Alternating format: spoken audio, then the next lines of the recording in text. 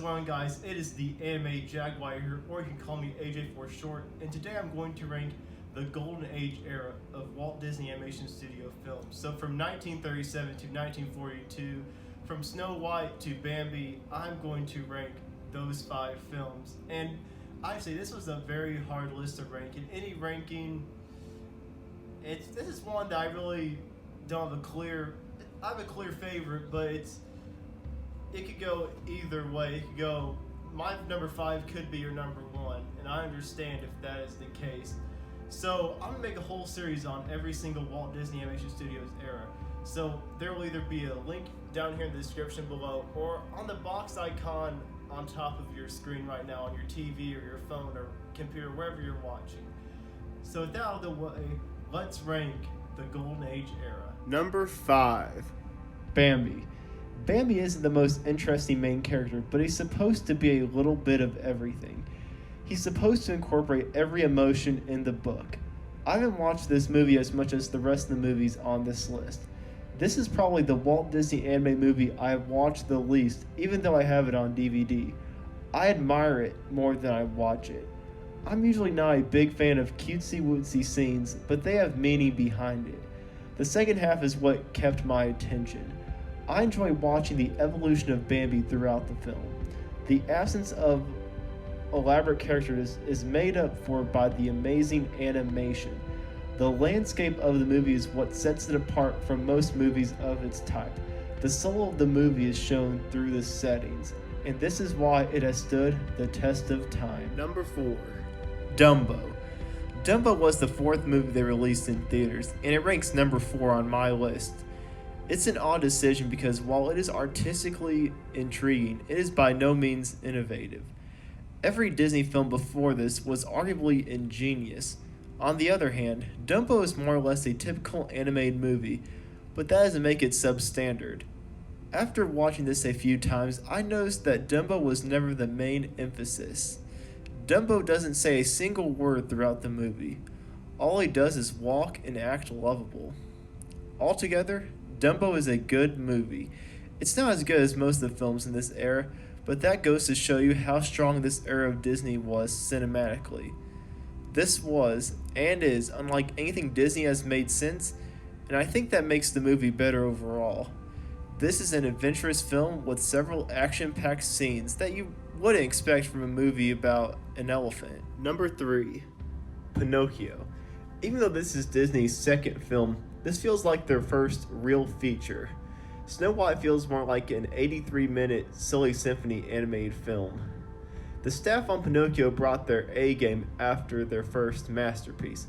From Geppetto's clock to Inside Monstro, this is the definition of master artistry in animation. The animation isn't the only great element in this movie. Characters like Geppetto, Figaro, Lampwick, Monstro, Honest John, and Gideon are unforgettable. The last 2 I mentioned are main blueprints of villains you love to hate. They have the perfect amount of humor and unpleasantness by constantly deceiving Pinocchio. They're so detestable that you end up adoring them for it. Another component that I treasured in this movie was the way they showed the message. The message is to be wholesome at heart and your wish will come true, or else.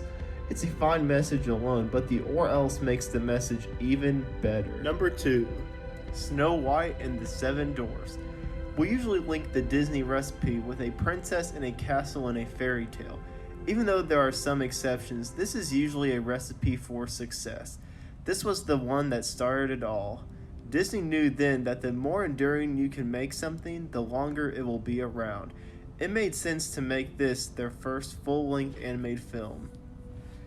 For a first film, it's magnificent. The movie did an excellent job of helping children relate to each event emotionally. An example would be when Snow White dies towards the end of the movie. Spoiler alert if you haven't seen it. But there's more. You know things got bad when even Grumpy shed a tear. Even though she eventually comes back, which another spoiler alert if you haven't seen it for some reason. Most children didn't know that until it happened. Even with the ones children would understand. Other than being one of the first animated movies, it has aged well for people of all ages. Even though it isn't complicated, the simplicity makes it work to a point where the adults aren't even noticing the cliches. This is a happily ever after film done right. Number 1. Fantasia. The whole point of the film is to present a distinctive type of genre in both cinema and animation, one that is entirely managed by the music, with the screenplay being replaced by the music.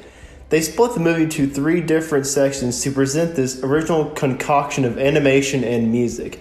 The first section is music that exists for its own purpose, where it would show several pictures that would be explained as a visual portrayal of the idea.